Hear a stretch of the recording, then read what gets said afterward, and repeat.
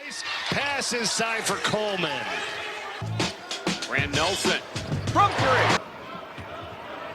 Nice feed. Better finish. A hammer from Dylan Cardwell. Hello to my friends at the Birmingham Tip-Off Club. I think we're going to have a special season out on the hardwood. We've got loads of talent in the state. You just saw a little of that. Plus, 10 of the 14 SEC men's teams were ranked in the AP Top 25 heading into conference play. Also, we've got Bucky ball. No possessions off, no matter what happens. Every possession, we lock in. No. Bang. All good. Spin. Nice move to the left hand. Brownell, two-hand fly. You bet. We start off with the Bulldogs, who go on the road this past weekend and win at Western Carolina 88-69. Samford improves to 12-3. What about Auburn? The Tigers, number 2 in the country, take care of business against Missouri. Tigers win 84-68. We share the ball. We love each other. So, we trust each other as well. So, ball moving, people getting open shots, we're going to hit. We're good enough to win every game on the road. We're good enough to lose every game at home. Did you hear what I said? That's how good the league is. And so there are going to be certain matchups that are going to bother us. Auburn is now 13-1 on the season and hits the road twice this upcoming week. The University of Alabama, ranked number 5, shoots lights out against Oklahoma at Coleman Coliseum to manhandle the Sooners 107-79. Really good first game. And the 2 years we've won the SEC regular season, I think we won by 22 at home and 18 on the road. I talked to our guys, we need a dominating win coming out, setting the tone if we're trying to win this thing, and I think the guys answered the bell pretty well. The victory leaves Bama at 12-2, and the Tide gear up for 2 road games this week as well. UAB gets 27 points from Alejandro Vasquez as the Blazers whip Tulsa 83-51 to get over the 500 mark at 8-7. Let's go around the SEC from this past Saturday as 6 players score in double figures. The Kentucky Wildcats and the Florida Gators' unbeaten run to start the season in an entertaining 106-100 shootout. Tennessee rolls to a 76-52 win over Arkansas as the Vols improve to 14-0, matching a 102-year-old record for best start to a season in school history. Ole Miss uses some gritty defense to come back, limiting the Georgia Bulldogs to 23 points in the second half as the Rebels earn a hard-fought 63-51 victory. Mississippi State built a double-digit lead in less than 7 minutes on their way to a dominant 85-50 win over South Carolina. A.J. Hoggard scores 12 of his team-high 17 points in the final 6.5 minutes, lifting Vanderbilt to an 80-72 win at LSU. Texas A&M breaks open a halftime deadlock by opening the second half with a 15-2 run, setting up an 80-60 victory over in-state foe Texas. Let's catch up with some other teams from around the state. Alabama State takes care of Mississippi Valley State 84-55 as the Hornets now sit at 5-9. We got to mention Jacksonville State. The Gamecocks are 8-6 on the season. Then there's Miles College sitting pretty in the SIAC with a 6-1 record in conference play, 9-3 overall. In women's play, Alabama is off to a 16-1 record and is ranked 19th in the country after beating Missouri yesterday 68-49. Meanwhile, Auburn played in Baton Rouge Sunday and falls 73-63. Auburn ladies are now 9-7. The UAB women slipped to 9-6 after losing to Wichita State at home 82-70 over the weekend. And we are just beginning, so sit back and enjoy all the action out on the hardwood. I think it's going to be a season to remember. We'll see you soon.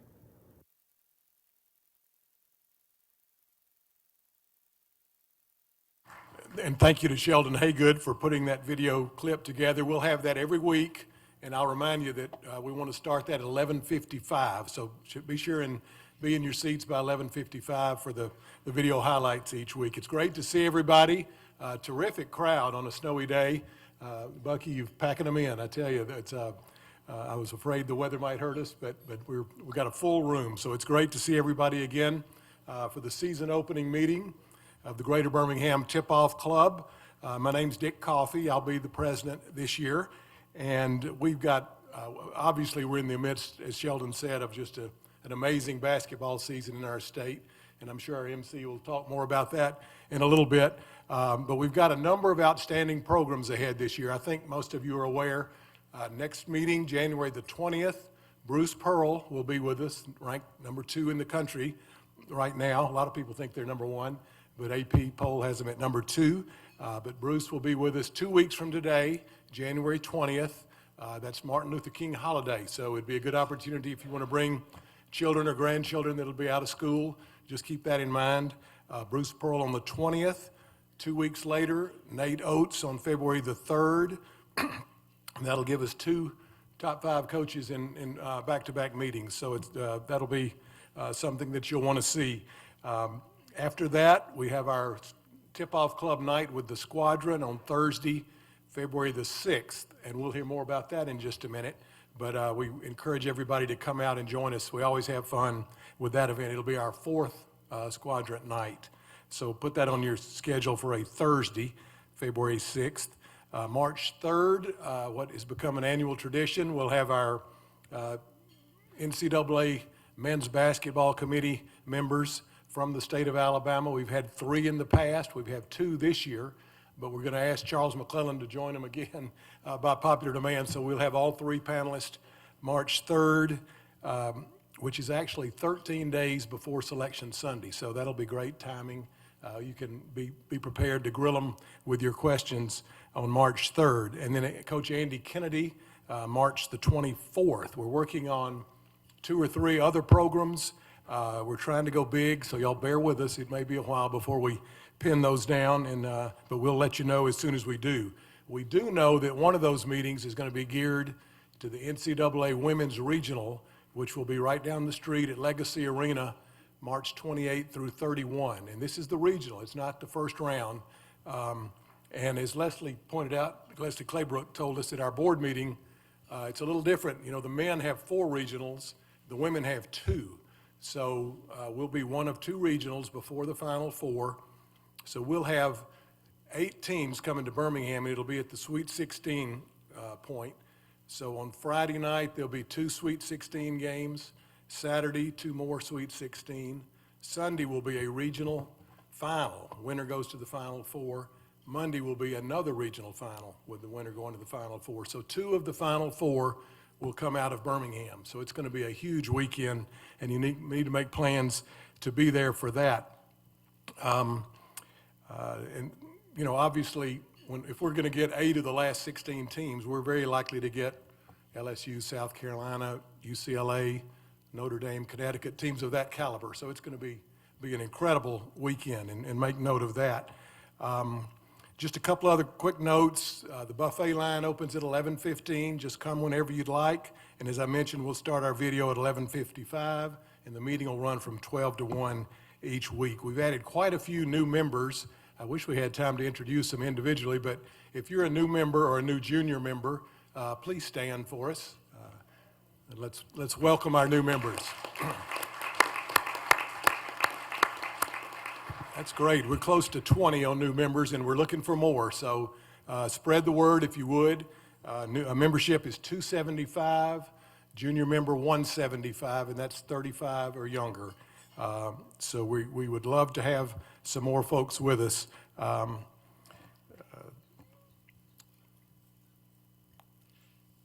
If you're a guest today, I should point out, if you're a guest today, we'll apply your guest fee to your membership if you enjoy the meeting and like to join. So keep that in mind as well.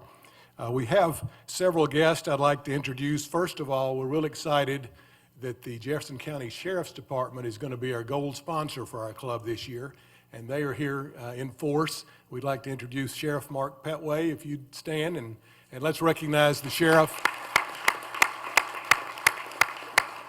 We appreciate what y'all do for our club, and great to have you with us, and look forward to seeing you throughout the season. Also, I think Mayor Frank Bricato is with us. I didn't see the mayor, but if he would wave, there he is, back in the back.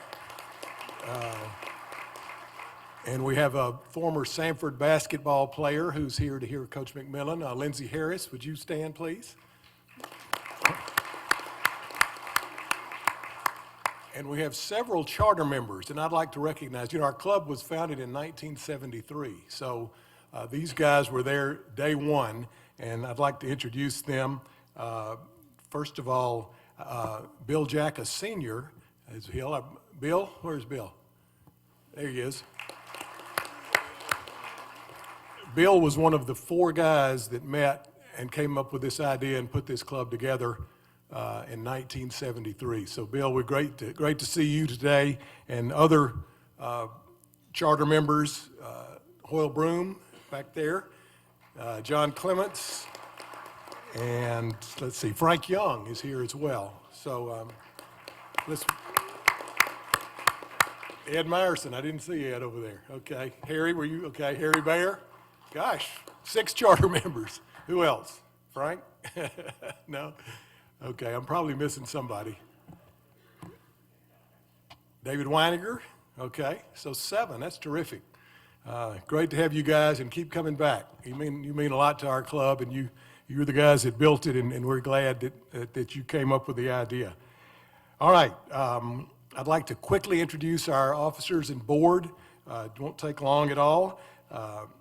Our vice president is Barbara McElroy. Barbara, please stand for us. Where's Barbara? There you go.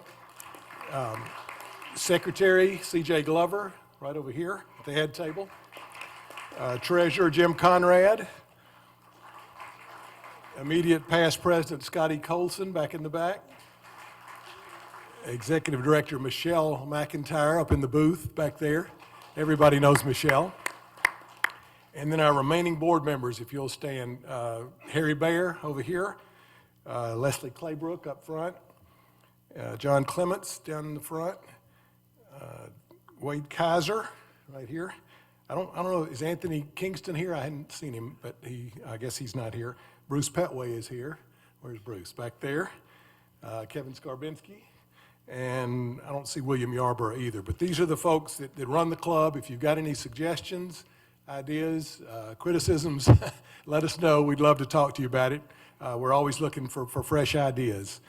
For our invocation and pledge, I'd like to introduce Randy Barnes. Randy, if you'd come up. Randy's a longtime member, 20 years or so.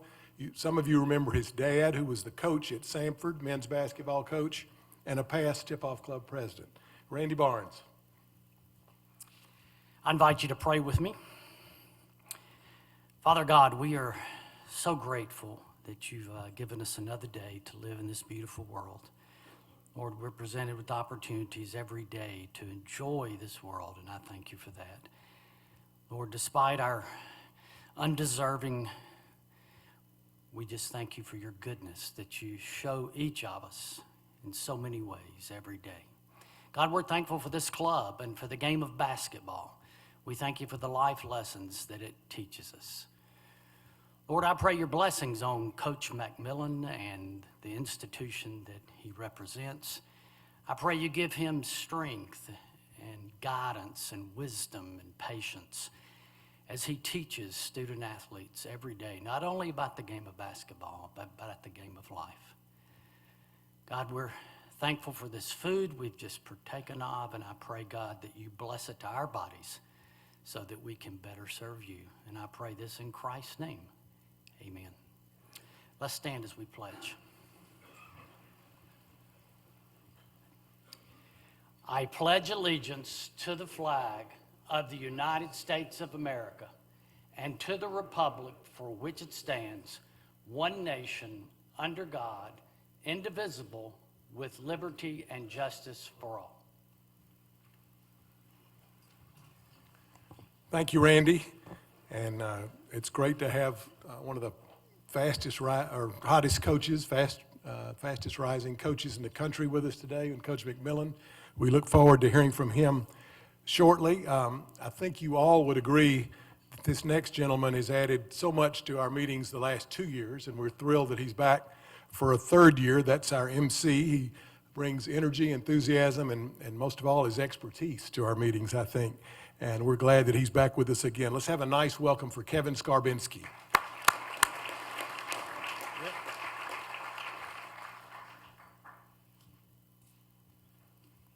I hope you guys noticed how early I was today. Not one of my hallmarks. I do feel right at home, not only here, but this weather takes me back to my days growing up in Pottsville, Pennsylvania, I'll bet the only basketball distinction I may have that Martin Newton doesn't have, Corey Green doesn't have, Bucky McMillan doesn't have, I think, is I used to shovel snow off the court at the playground at the end of my street so I could get shots up in the winter. Did you guys ever do that? You ever do that? No. But if you thought last year was a great year for basketball in the state of Alabama, and it was, some of us might say the greatest year ever, 4 teams in the NCAA tournament. Those teams either did advance, didn't advance, should have advanced if the official knew how to blow their whistle. All ball, hashtag all ball, right, Martin? Still one of the greatest defensive plays I've ever seen in the NCAA tournament, that chase down block. That was clean, despite what the officials said. But that was just a prelude to what we've seen this year. Now, since Bucky McMillan was coming today, I know you're an analytics guy, so I decided to look at some numbers, and it kind of blew my mind. On NCAA.com, there are 28 different team statistical categories that they list, and they list all 355 teams in the country, Division I, in each category. Did you know that there is at least one team, one Division I team from the state of Alabama, in the top 20 in 27 of those 28 categories? The only one we're missing is 3-point percentage defense. So, Bucky, you got something to work on. There is at least one team from Alabama in the top 10 in the country in 22 of those 28 statistical categories. Top 10. There is at least one team from Alabama, and I say at least because in a number of these categories there are multiple teams from this state. There is at least one team from Alabama in the top 5 in 18 of the 28 statistical categories on NCAA.com. Does that give you an indication of the kind of ball that's being played across this state? And I'll just give you a couple of categories that really stand out where you can't throw a rock without hitting a team from the state of Alabama. In scoring, of course, one of our favorite stats for Samford, there are 4 teams from the state of Alabama in the top 19 in the country. 3 in the top 6. Alabama's 1, Samford is 4, Auburn is 6, and UAB is 19. UAB, oh, by the way, also leads the country, Scotty, in fast break points. Not bad. Need to score more and surrender fewer. There are 3 teams in 3 different categories. The team from Alabama is number 1 in the country. Scoring, Alabama. Fast break points, UAB. Rebounds per game, Alabama.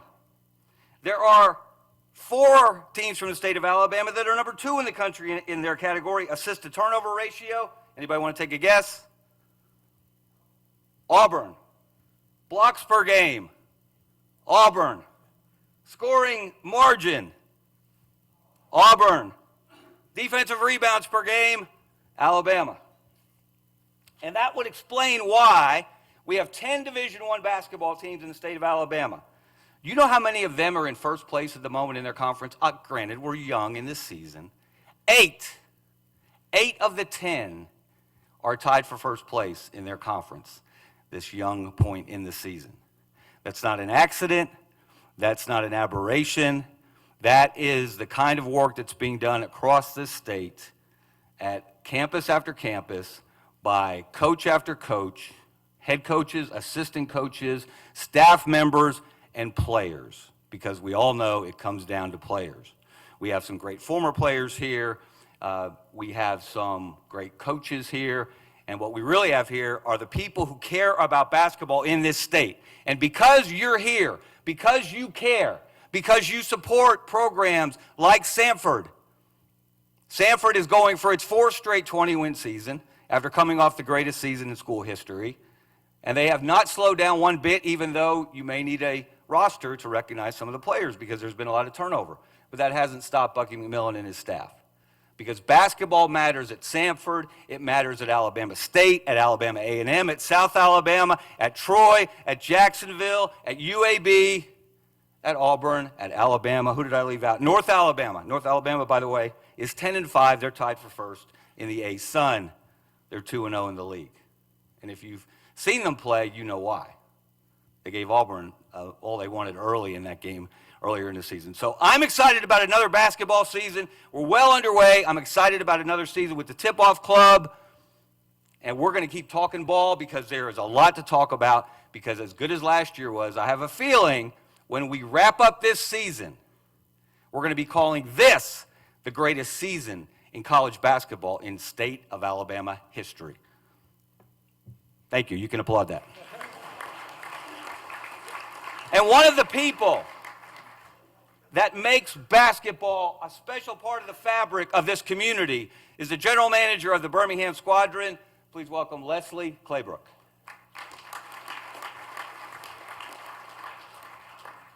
Thanks, Kevin. Always difficult to follow you, but as he always says and didn't say this morning, Alabama is a basketball state. So we've got it going on, not only in the collegiate space, but high schools you'll hear later today, but also in the professional space with the Birmingham Squadron. So I'm honored to be here with you guys today and serve as the general manager for the Birmingham Squadron, Alabama's professional basketball team affiliated with the New Orleans Pelicans. Just a couple of highlights. We're going into our 4th season. People always ask me, what's your record? Well, it's hard to define because we play 2 seasons in the G League. We play early season starting in November through December 18th, and then we start our second half, our regular season, on December 27th. So our record for the first half of the season was 6-10. Our record starting the second half of the season is 1-2, with several games coming up here soon. Tomorrow night, you can watch us on My 68 as we take on the Long Island Nets. Just a couple of interesting facts for you. A couple of returning players for us. Isaiah Brockington, who played at Iowa State, is Birmingham's franchise record holder for 3 games in a game with 8 points twice. Jalen Crutcher, who played at Dayton, is also a franchise record holder. Our roster includes several conference players of the years from their collegiate days. NBA All-Rookie team member Alfred Payton is with us, who played at Louisiana Lafayette, and a local guy, Trey Mitchell, is with us from South Alabama. Many of you guys will ask about Trey Jemison. He is one of our 2-way players. We have 3 on the roster that are all currently with New Orleans Pelicans. We lead the league, or in last place in the league, with number of players in our 2-way spots who have played on our roster at 0 minutes. So we are not very fortunate there. Thankful for those guys and the opportunity that they get with the NBA team, but not for us, in that we missed their points, that we missed their playing time with us as we get ready for our regular season. But good for those guys. Hopefully Trey will be with us at some point during the season, and you guys can all come out and support him. A couple of upcoming games. I mentioned January 6th, tomorrow night. You can see us on My 68. Friday, January 10th, we return home against the Capital City Go-Go's. We play Saturday also, so back-to-back. We mentioned a Squadron night, Thursday, February the 6th at 7 p.m. against our rival, College Park, so you'll want to come out for that. Tickets are $40 per game. We'll have a Spenzo link for you guys, or we'll have a booth set up here, too, at a couple of events coming up, a couple of upcoming tip-off days for you guys to purchase from us directly, or you can go to the link to purchase those. We also have a big game, March the 4th is our Literacy Day game, in which we get to invite community kids out to come and be a part of it. Some of it is their first time ever at a professional basketball game. So lots of opportunity to come and join us. Not only is the basketball fantastic and fabulous, and you get to follow that next generation of pro player, but you also get to come out and have a wonderful experience at Legacy Arena, have a great in-game experience, and then also our giveaways are amazing. So come and be a part of all of that with the Birmingham Squadron. Thank you.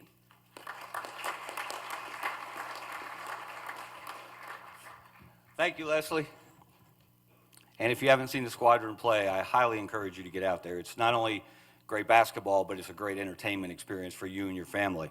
And now another person that's been a part of the fabric of basketball in this community for a long time. To introduce our Player of the Week, please welcome Wade Kaiser.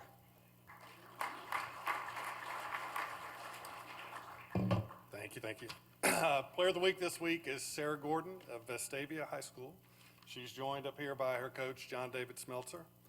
Her family is sitting down there as well. John David has been coaching since 2016 at Tuscaloosa Academy and at Vestavia. He's 226-39.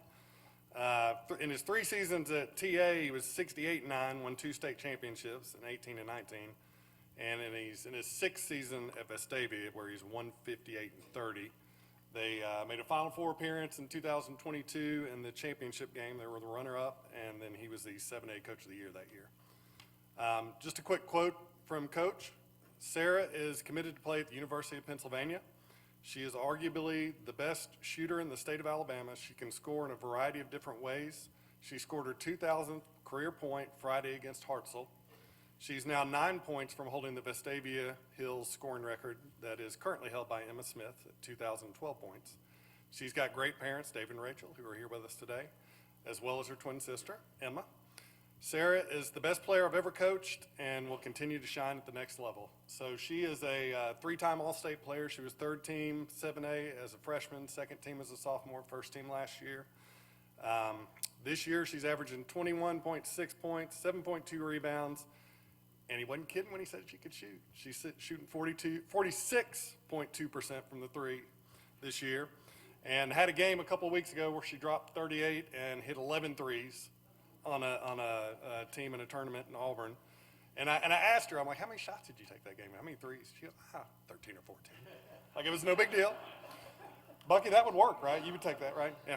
So yeah, no lies there. She could definitely shoot the ball. Again, so just went over 2,000 points this year, and our Player of the Week, Sarah Gordon.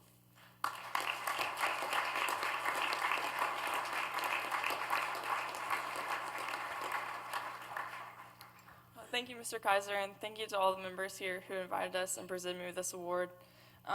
Basketball has been special to me since I was little, and like this award and all my accomplishments wouldn't have been possible without my family and my coaches and my teammates. I'd like to thank Coach Smeltzer for all he's done for me over these past 4 years and pushes me to be the best player and person I can be every day, and my family for supporting me and doing what I love. I'm excited to see what the end of our season has to hold, and thank you all again for this award.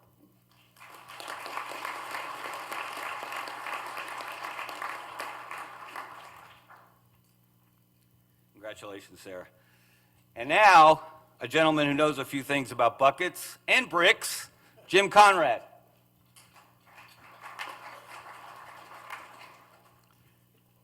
Thank you for the thunderous applause. Back by popular demand is our brick and ball presentations for the best pickers among our knowledgeable basketball fans here. This week was lucky because we had 12 games and 10 of the 12 were home teams that won. So we had pretty good picking for some of you. Anyway, I'm going to get right to the award. The awards, and the first award is going to be the brick. And we have an actual brick you get to take home. It's got a congratulations on your brick, Birmingham Tip-Off Club. I'm a little reluctant to present this award. It's a new member. He is the sheriff of Jefferson County.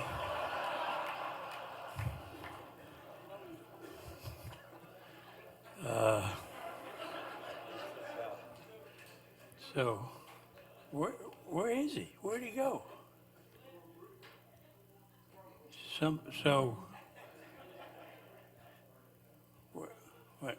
What's going on here? I mean, it's not a bad award.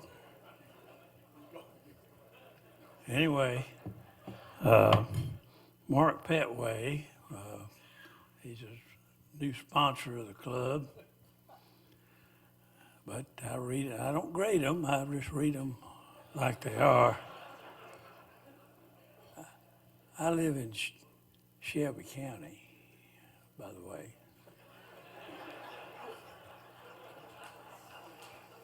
All right, we'll just give it to him when he comes back in the room. He must have known he lost, but I don't know. Anyway, we'll go to the winners. We had a tie. Jimmy Weigel, he won a lot of balls last year.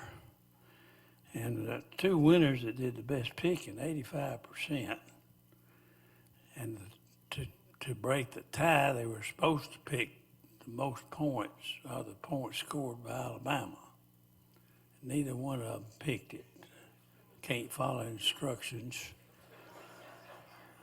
Anyway, so I'm going to, and the winner gets a ball autographed by Bucky McMillan, and we'll get him to sign that later. But anyway, the top picker is Ken Roden. Ken. All right. Tell you what. Can I do this real quick? You come up.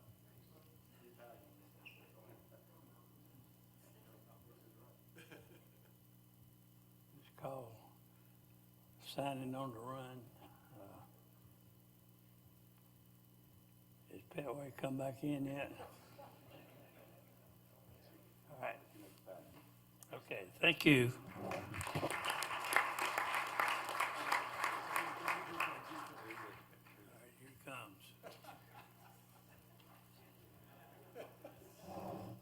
Sheriff, congratulations on the worst pick. You win a brick. If you could come up and get your award.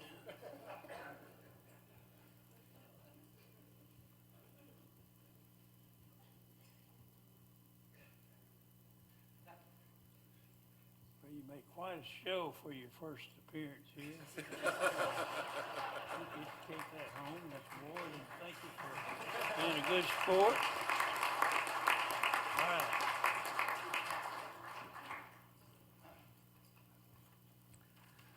Sheriff, unlike Jim, I do live in Jefferson County. I had nothing to do with those tabulations.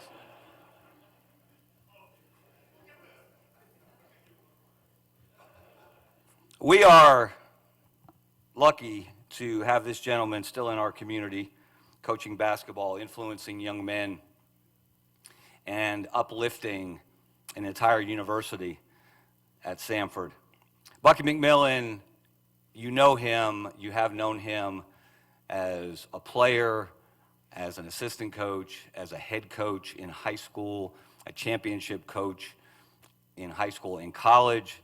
I was looking this up, and by the way, of all those NCAA statistical categories I mentioned earlier, Samford is in the top 10 in 5 categories. They are in the top 25 in 11 different statistical categories. And in a number of those categories, they are the first non-power conference school that you come to on the list, like scoring. Of the 6 of the top 7 scoring teams in the country are from power conferences. The one that's not, the Samford Bulldogs. That's no accident. So I did a little checking, and there's not much you can say about Bucky McMillan that hasn't already been said, but I did a little math, which is always dangerous, and if your media guide is correct, he has won between Mountain Brook and Samford 422 basketball games as a head coach. Think about that, 422 basketball games. That's about how many games John Clements has been to in the last 5 years, I think. That's a lot of basketball. That's a lot of winning. Again, it is not a mistake. It is because he is a people person. He surrounds himself with good people on the roster, on the staff. And we all owe a debt of gratitude to that gentleman sitting right there, Mr. Martin Newton, for recognizing the potential that Bucky had on the college level. We know what he did at Mountain Brook High School with all those state championships. Martin recognized that he could do those same kind of things at Samford, and Martin was dead on as usual. So Martin, congratulations to you. Congratulations. Congratulations to Samford for bringing in someone that epitomizes the spirit of the school. And if you haven't seen these guys play, and I'm ashamed to say, I've been sick over the last month or so, and my dad has as well. So I've not seen you play, but I'm going to make up for that this week. Frank, I'll be talking to you later about getting some tickets perhaps. But one of the best basketball people we have had in the state of Alabama in my lifetime, and that's a long time. Please welcome Bucky McMillan.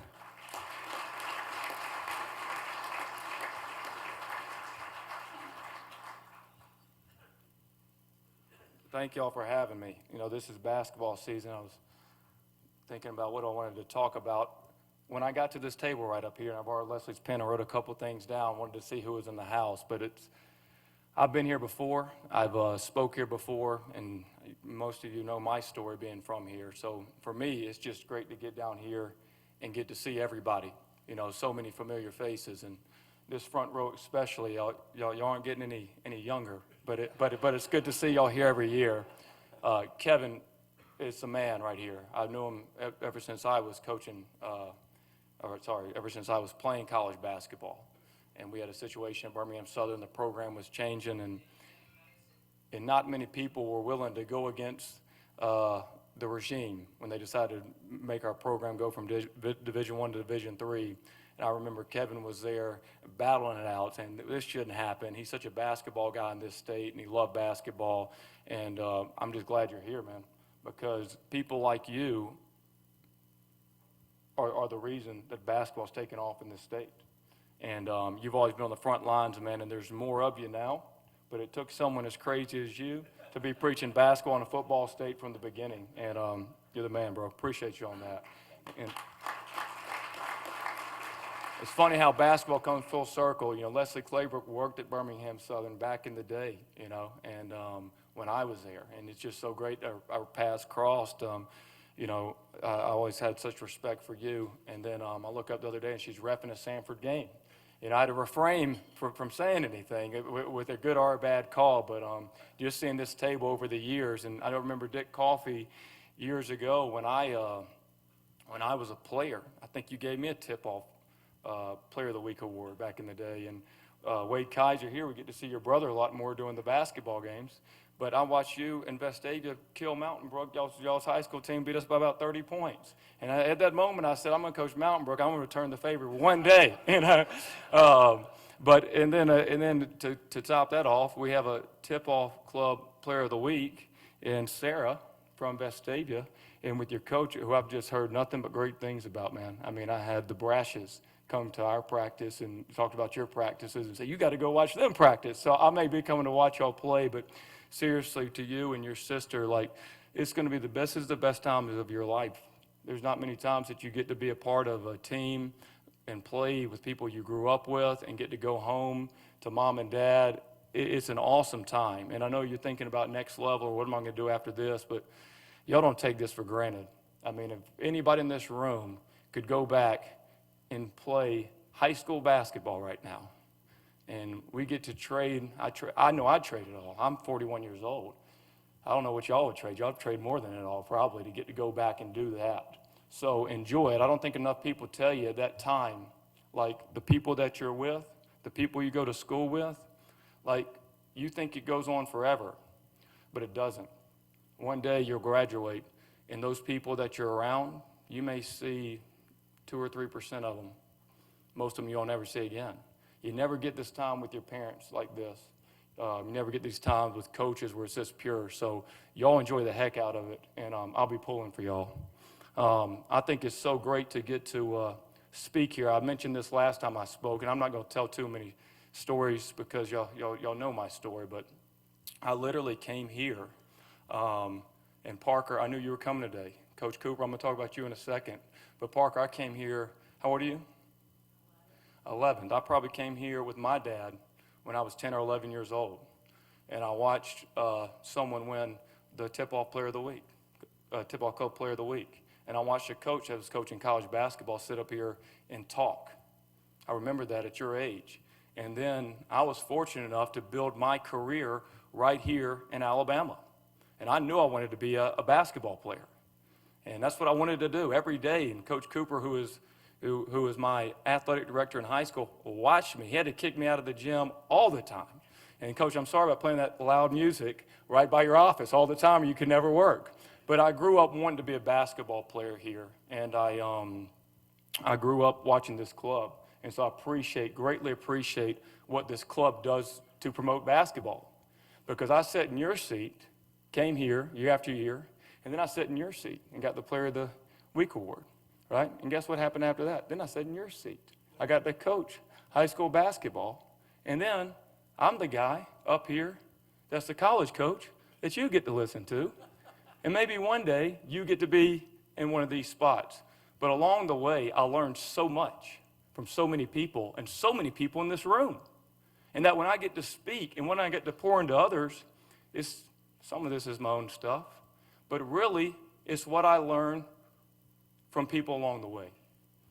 People along the way. And that's what makes this so awesome. It makes sports awesome. It makes my story awesome, because about everything I learned right here in this city and the people that influence me. And long after I'm gone and you're gone, the lessons you taught me that I'm giving to others, they'll be able to carry on, and it's going to be on you to give it to the next generation. How cool is that? How awesome is that? And that's a responsibility we all have, so we can pour in to this youth. And that's why I coach basketball. I coach basketball for that reason. Sure, it's fun winning games, and we've had a lot of success doing that. But the reason that I coach basketball is because I was mentored by so many great people. And because of that, I want to mentor others, and it can go right down the line. My story of playing basketball here, I gave everything to basketball here. When I mean that, some people it was fishing, some it was hunting. I was probably unhealthy how much you gave to basketball. I knew I wanted to play college basketball, and I would do anything to make it happen. And I'm telling you, there's highs and lows with it. There are highs and lows with it. You heard Michael Jordan when he went into the Hall of Fame, and he talked about it, the Hall of Fame speech he says, is the greatest player ever. The greatest player ever. Sits there at the Hall of Fame speech, and he says, this game has brought me a lot of trials and tribulations. It's been difficult. I can't remember exactly the exact words. And he actually says it's been a source of a lot of pain. But it brought me joy along the way. It's the greatest player ever. The greatest player ever. He doesn't talk about how great it was. He talks about it's been a source of a lot of pain, but it brought me joy along the way. And I think people, whenever they accomplish something meaningful, they totally understand that. They totally understand that there's a pain to it to be successful, because you're going to go through tremendous adversity to be successful, and real stories are made by those who are able to overcome that adversity and have great success stories. So I grew up here. I gave all I could to this game. I was fortunate enough to play basketball at an awesome high school. And I had an awesome athletic director who made sports relevant at Mountain Brook High School. From there, I had the opportunity to go play for the best college coach there ever was in my eyes, and that was Dwayne Reball, who was at Birmingham Southern. He asked me to come over there, and his assistant was Mitch Cole, who's here. Coach Cole, where are you at, Coach? Right over there in the back. He skill trained me and taught me the skills of basketball ever since I was 7 or 8 years old. I went to Dwayne Reball's basketball camp since I was 7 or 8 years old. Before I was younger than you. And I got to go play for them, two of the greatest men I've ever encountered in my life, and they taught me the game. After that, I got done playing, and I wanted to get into coaching. I came right back to Mountain Brook High School. I've been coaching AU basketball, took a JV job, made $1,000 a year. I think one time, Coach, y'all didn't pay me that dang money. Made $1,000 a year for a couple years. And then at 24 years old, I played for a great high school coach, Mark Cornish. He goes and leaves. He goes to take a job in his old hometown.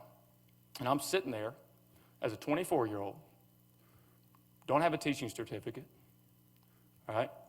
When you're from the hometown, they know the good and they know the bad about you. So you're going to have the people that are calling about you. Hey, we want Bucky to do this. And you're going to have the people that they may be for you or against you for whatever reason. And you got to listen to it all. But you think about Mountain Brook High School and you think about a 24-year-old having an opportunity to get that job. Usually doesn't happen. But I'd have one person to believe in me and give me a chance, or I wouldn't be sitting here right now. I'd have no chance to be sitting here. And that's this guy right here, Terry Cooper. Coach, raise your hand real quick, Coach.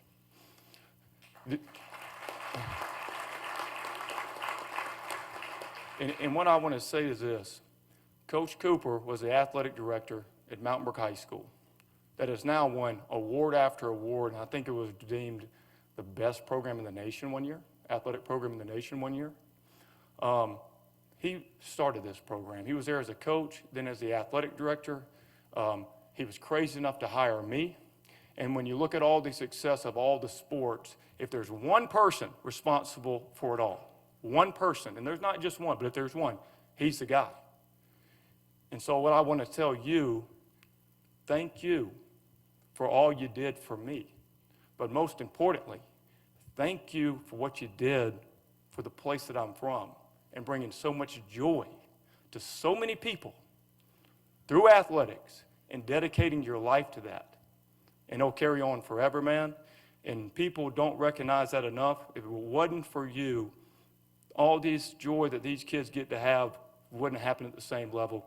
You're unbelievable. I worked for the best athletic director in high school that I could have ever wished for. And also thank you for allowing me to be me. I'm a weirdo. And I have to have an AD that understands that. I work crazy hours. I'll be up. He'll get calls at 1 in the morning. Why is this guy trying to break in the office? This guy tells me he's part of the staff. He looks like a junior high kid. Oh, no, it's Bucky. He's good, you know. So, but I appreciate you, Coach, man. You're the best, man. And then I worked there for years at Mountain Brook. We had a great run. Won a lot of games. But most importantly, I think we did something in the community. Not that was just successful. We did something that I don't think people thought could be done. I think that's what's most important. I think you did something, whenever something happens, or there's these stories in basketball or movies about the miracle on ice or different things, what happens is people say, I didn't think that was possible, and that's why you have those emotions associated with it. When you do something, you win that big game, or you may have a historical season, it just provides hope to so many people in sports because they can watch that, and they may be battling something in their own life, whether it's sickness, whether it's financial struggles, whether it's whatever, and they identify. And they say, you know what, that inspired me. I didn't think that we could beat the Russians in hockey. That's an inspiration to me to overcome my battles. And that's what was so unique about what we did at Mountain Brook High School. People could say, hey, yeah, we had good players. We certainly did, but it's a culmination of it all is why we had great success. But I go to Mountain Brook High School. I never thought I'd leave Mountain Brook High School. Coach retires, and God had a plan for me. He put me with the best AD in the country, and such a good man with Terry Cooper. And then right into my life walks Martin Newton. Are you kidding me? I mean, are you kidding me? I can't work for everybody, and most people may not want me to work for them. But I was so fortunate. I walk into an AD that is me in a different way. I remember the first time me and Martin started talking, it was just like, I could do it. I can roll with this guy. And let me tell you something about this, about courage, okay? Because it's different. Terry Cooper had been there for years. How many years did you work there, Coach, at Mountain Brook? How many years did you work at Mountain Brook? 38. All right, a bad hire here or there. He's got 30 years behind him that they're going to say, okay, we'll give you that one. Okay, in college it's a little bit different, right? If you're going to be the guy that hires a high school coach, it's happened twice in 30 years, you can't be wrong. Like, you can't be wrong, because it's not like, hey, that coach is out. It's like, you and that coach, get out of here. And when you talk about the courage of Martin Newton to give me the opportunity, and that just doesn't happen. It takes someone that's so real to do that. And most importantly, Martin's not just riding with us right now when we've had success and we've won championships and we're having 20-plus win seasons and all that. The most memorable moment to me, and I'll never forget this, and people, you always have opportunities in coaching to move on, to do different things, and those opportunities present themselves. But I was asked last year about an opportunity that I'm standing right here, is because something that Martin did. It wasn't that he was riding with us when we were winning all these games. In our first couple of years, my first year we won 6 games. We're terrible. 6 games. And in high school, Coach, it took us our 5th year to even win a game in Jacksonville. Then we won a state championship and played 8 of the next 9. But Martin, when we were not very good, we lose to a Division II school. He's trying to extend my contract because he saw what we were trying to do. He saw what we were trying to do. And that meant a lot, man. That meant a lot. And that allowed us to stay the course, to build it the right way. And if you build it the right way, it will always be good. I knew when we left Mountain Brook, it was going to be in great hands. I knew the program would sustain. I knew if I fell down dead tomorrow, Samford will keep rolling. And I was just very fortunate to the people that have been in my life. A couple here that I've seen out here, Mike Dutton, man, raise your hand. So one of these great high school coaches is Mike Dutton, coached for years after years. One of the reasons we play the way we do was because I had to play against Mike Dutton's teams in high school. Everyone thinks Nate and Bruce and I play fast. Y'all didn't see Mike's teams play, man. They'd shoot it before they rebounded it. Corey Green here, who's at Samford, coach. Corey, raise your hand. He is the man. I watched him play when he was at Collier. If y'all remember Collier's teams playing in the Final Four with Coach Burdett. Watched him as a player. Now I get to work with Corey. Such a joy to work with. Frank Bromberg, my godfather right here. He is, you're going to get head up after this for some type of financial investment in the Samford basketball program. So you better make sure that you don't give Frank your number right here. No, but he's the greatest. Andreas right here, man, appreciate you. Bucky right here. Barry, Tim Francis, man, just thank y'all for being so supportive and great fans. I went through that, and I had that opportunity at Mountain Brook. I wanted to mention this last thing in thanking people. Ernest Watford, who's right here, man. This is Trendon Watford, Ernest Watford. Trendon Watford, they said, I told people at a young age, I started working out Trendon Watford when he was 6 years old, maybe, six years old, literally. And we work out all the time. And then you talk about making it as a player, those that want to play college basketball. Like, so a lot of people don't know the sacrifices you got to make and really what it is. So I started working out Trendon, 3, 4, 5 days a week since he was this tall. And I just remember I'd kill him. I would kill him. Coach, he'd be at Mountain Brook High School gym. I would just destroy him. We'd get done with the workout, and he'd say, you done? Yeah, we just went for 2.5 hours. I watched this. And he'd just put him on the line and run him to death, And I knew Trendon was very skilled. I didn't know how good he was until I went and watched him play his first game. He's like 9 years old, and he's like 2 feet taller than everybody. I'm like, whoa. This guy has a real chance to be an NBA player. And I said, people ask why. I said, because his size, his skill, but he's got a great mother and father. When I coached Trendon Watford, there was none of this. For those that don't know, Trendon Watford played all-SEC player, now playing for the Brooklyn Nets, right? It didn't matter what happened. He always had my back. It was never, let's talk to coach about he's not getting his shots, let's talk to this. If Trendon was ever complaining, it was, you better figure it out. You better figure it out. You run him as much as you want, you do whatever you wanted to, and that was special. There's not too many parents like that today. And I'm going to tell you something that's truly unique. Think about this. There's roughly 60 players taken in the NBA draft. Roughly 60 players taken, okay? And I hope Birmingham recognizes how incredible this is. Roughly age range 17 to 24 years old. And you get to take these players from all over the world. Roughly 60 players, 18 to 24 years old, from all over the world. So you got to pretty much be one of the top 10 best players your age in the freaking world. Guys, I had 2 on my high school team in Trendon Watford and Colby Jones. Colby Jones, as a junior, didn't have an offer from Samford. He didn't have Division I offers yet. But he saw greatness. He was around Trendon all the time, and they fed off each other. And you look up and you watch both those guys in the NBA right now. A kid that I worked with since I was 5 or 6 years old, that his father's one of my best friends. And to see him out there on the floor, are you kidding me? How lucky have I been? How lucky have I been and be able to do it right here? I'm just so appreciative. I'm going to talk real quick about Samford basketball here. I don't have the clicker here, Dave. I don't know what you got.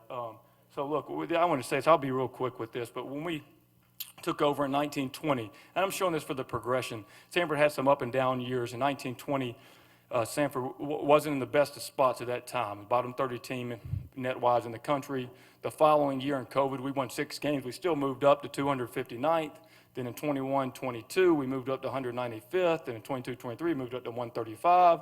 And Dave, I think you got more. So then last year, we moved all the way up to 74 in the net rankings. And you can kind of see who's on there. And this is what I want everyone, hopefully they can recognize, because I'd love to have you at a game at the Pete Hanna Center, who we're ahead of. You know, we were 74, Memphis was 75. You got USC 88, Ole Miss 90, UMass 91, LSU 94, Florida State 96, Indiana 98, Georgia 100, Miami 101. You go right down the line with all these teams right here about the net rankings. And Michigan's won national championships. That's where we got it to last year. And we went to the NCAA tournament, and we were very close to beating Kansas. You see the trajectory where we want to go. Currently, I think Coach has it up there, we're 96 right now. And you can see some good teams right around there. Hopefully we get these 2 home wins, we jump right back up. But our goal is to be always of about 360 teams, to always try to be at the top, and when we get the NCAA tournament, have a chance to win in the NCAA tournament. Keep going, Coach. In the past, here's what I think has been unique, is our play in conference play has been fantastic. Our overall record's been obviously very good. But we were picked this year in spite of losing 8 of our top 9 guys. We lost 8 of our top 9 players. We returned 1 starter. And we were picked to win the league. That's unheard of. You lose 8 of your top 9 players, return 1 starter, and we're picked to win the league. That tells us that there's a lot of respect, not just for a good team, but we have a good program and a good thing going. And others, just like ourselves, expect us to be good every single year. Conference standings, like we said, we're at the top of the standings. I want to keep going, Coach. I want to get to this. So this is what Kevin was talking about. Last year, this was Samford basketball. And people say, is that Division II? No, that's Division I. Everybody's in there together. These were all the stats that we were in the top in the country in. So there was no team with this many stats in the top 17 in the country. Points per game, 3-point percentage, turnovers, fours. Y'all can see it. This was last year's stats. And then we came into this year, and this was us this year. This is exactly what Kevin was talking about. These are the teams right here who are leading the country in scoring. And you can see all these schools, a lot of big schools, but we're right there with them. And we don't want to take a backseat to anybody. I've always said it's not good enough in Alabama just to win. You got to play an exciting style. And so we want you, if you come to a Samford game, we want you to see a win, but we also want you to see points. And that's what's unique about basketball in the state right now. It used to be basketball. It was a football state for good reason, because basketball looked like football out there half the time. The final score would be 21-18, you know, and you're like, what's going on? Well, now it's just completely changed, and Alabama has the most exciting basketball in the country. 3 teams in the top 6 in scoring is phenomenal. 3-pointers made per game, we're number 3 in the country, 3-pointers made per game. We played the number 1 team, North Dakota State. Did anybody get to see that game at home? Unbelievable. They go 20 for 38. You asked me about guarding the 3. We're not going to do that. They went 20 for 38 from 3 on us. And I felt like they were off. And they break the school record for threes in a game, and you usually have this big story to write about it, but they lost in overtime. We just had to turn them over a million times at the end, so it was amazing. But you can see that where Alabama's 24, Auburn's 30th. So it's a great 3-point shooting state. This is one thing that's not talked about. All right, well, I told you, we want you to see exciting basketball. We want to see you win. Now, this is unheard of, that Samford basketball has the 3rd longest home win streak in the country. That's insane. Let me tell you why that's insane. Because the high majors, they have buy-get money. They decide they're going to have 10 non-league games at home versus low-mid majors. They pay them to come beat them. Martin, we don't have that money, do we? We don't have that money. But when you look at this, you come to a Samford game, we're the only mid-major that's going to be in this discussion.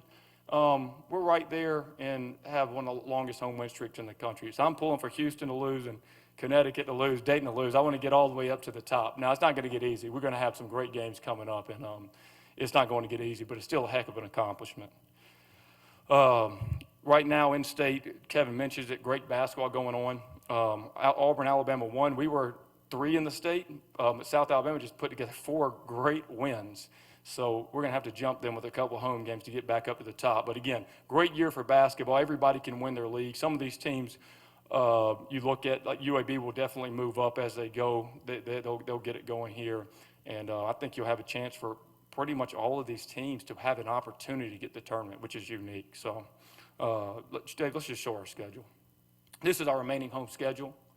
And so we'd love to have you come to the game. We got games this Thursday and this Saturday at home. The UNC Greensboro game will be an awesome game. BMI, they're always tough, but the Greensboro game, they just beat Furman by a lot of points at home. So if you're able to get out, this is it. 1, 2, 3, 4, 5, 6, 8 games, and then we're off to Asheville. We really would love to have you come out to a game. And I will say this, that for a team that has been a top team in the country in scoring, has one of the longest home win streaks, shoots high percentage of threes, it's amazing what we've done and have that home win streak when we're not rocking it out with 50,000 people at a game. Think how good we could be if we had a lot of people there and how much fun that would be. So we'd love to have you come out to a game. Dave, I'm going to cut it at that. I'll take questions. I know we're on time restrictions here, so let's cut it there. And any questions?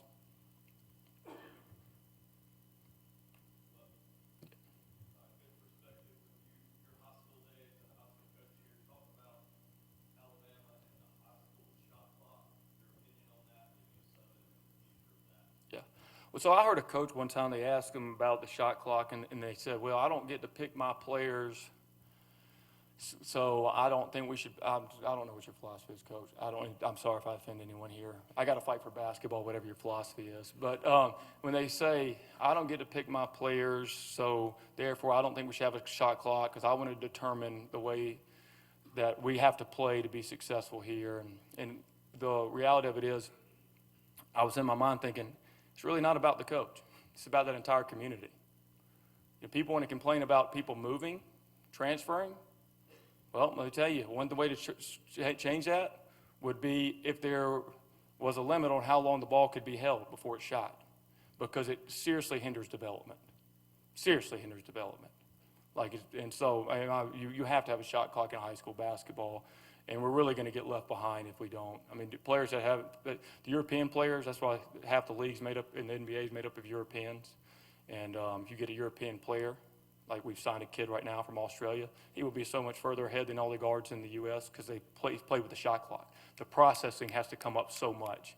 And that's one thing that Alabama should be able to figure out. But the whole, well, we don't know if people are going to learn how to work it. Well, come on, let's go. I mean, we're not trying to solve pie here. Let's figure this out, and it will be awesome. It'll be awesome for the state. Yeah. Any more? Yeah. What do you suggest about all the money that's being used to buy players? Is there a way to somehow make that equal playing field? Martin would be the best one to talk about it. But if you ask my thoughts, this is the unfortunate part about the state of college basketball. I'm not saying it's not great for the players. I don't think this is the way it was intended. I don't think collectives was the way that it was intended. I can tell you as a coach that if you don't doing your job fundraising, you're not going to win. But the sad part for all of us is, and I'm just glad I was alive to see the glory days, you'll never see college athletics mean what it meant before all this. And that's the sad part. It is truly sad. When you watch Duke and North Carolina play, in 2003, 2004, you saw players that would die on the floor for their school. You saw players who came in as babies, as 17 years old, 18-year-old, left as 22-year-olds, had a bond that's unbreakable for the rest of their lives. I think I heard John Brady speak here, and he brought up a great point. He says, it used to be you had senior night, and those players would walk across that floor and be crying their eyes out because they left their soul at that university that made them the man they are. Now it's just like, that was great, nice 6 months. I was here and there, and that's what's sad. There's no, if you say, well, I'm not going to partake in NIL, then you're going to lose. You're going to lose. If you don't partake in NIL, if I don't fundraise at Samford, we're going to lose. Here's why. Because an athlete, this would be like years ago saying, hey, we want you to come to Alabama. Well, I'm thinking about going to Auburn. Well, he's thinking about going to Alabama, but guess what? Alabama, you got to pay for your own dorm room.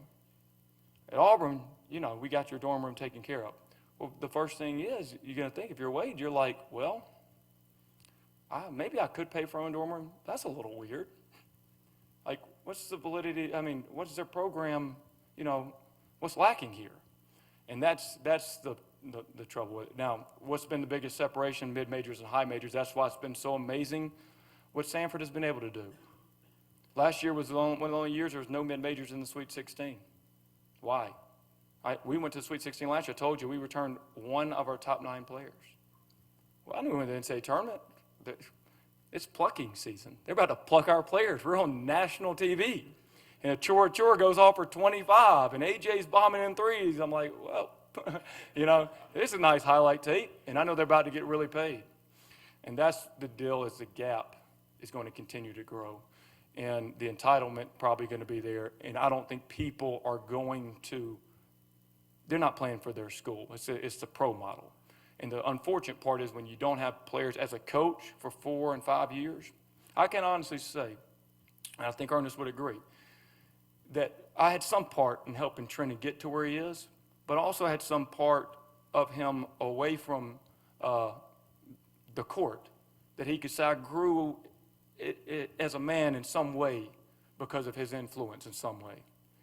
Nobody has ever said to a pro coach, Chuck Daly made me into the man I am today. It doesn't happen. They'd say Bear Bryant did, right? You go right down the line. Mike Krzyzewski did.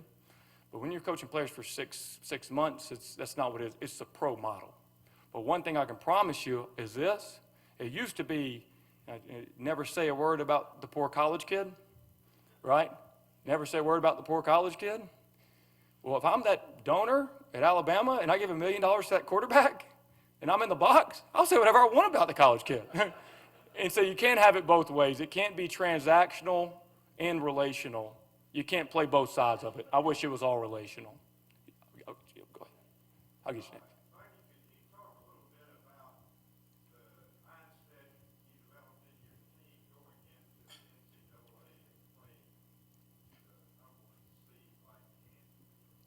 Yeah. Yeah. Well, so this is just a philosophy. Nothing that I've done since I've been to college has changed since I coached high school or before that. I mean, I've been coaching. You mentioned all the games I coached. I coached AAU before that. So, you know, we were talking about myself. You know, Bill Self's a great coach, but I don't know. I'd be surprised if he'd coach more games than I'd coach, right? I mean, I'd be surprised. I mean, I had to coach 90 games in the summer with all these teams. And so on the coaching standpoint, it's another day at the office. For your team, I've always said this, and I don't know if Dave had to go to the next. This is what our whole overview of what we're about is. Get great personnel, get them to work extremely hard, get them to be unselfish, and then they're going to have an element of confidence that they can roll with. That will be unmatched. If you have the right personnel, staffing, players, they've worked hard, and I tell you that as a player, if you know you've worked harder than everyone you're playing against, you're going to the game like, I've outworked you. And you know your team's outworked them. You played that hard, and you know, hey, we're brothers. I had guys on my team last year that were there 3 years. Like, it meant something to them. Well, you know when you go into a game, when you've worked that hard and you're that together, you're going to have an element of confidence. So the more you start shaking confidence from players, you start changing everything you do. I'm a big proponent. We're going to play how we play. Like, if it don't work, it don't work. But we're going to roll. We're going to go. We're going to play how we play. And people say, yeah, well, they got some dunks in transition. Well, they're going to dunk it anyway. Trust me. But I would tell you this much. Our guys had confidence that we're going to roll these guys. Like, we weren't going in there. We got to change for them. It was worth just as much to have that confidence going in the game.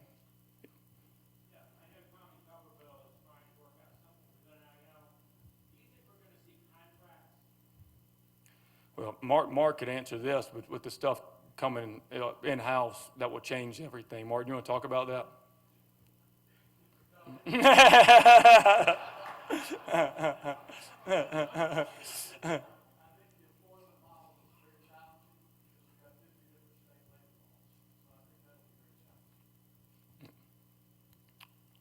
Anything else?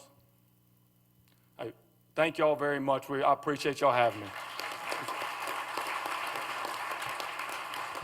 Thank you, Coach. That was terrific. We appreciate you. Always good to have you. On your way out, notice we've got Bruce Pearl 2 weeks from today. Look forward to seeing everybody for that one. We're adjourned.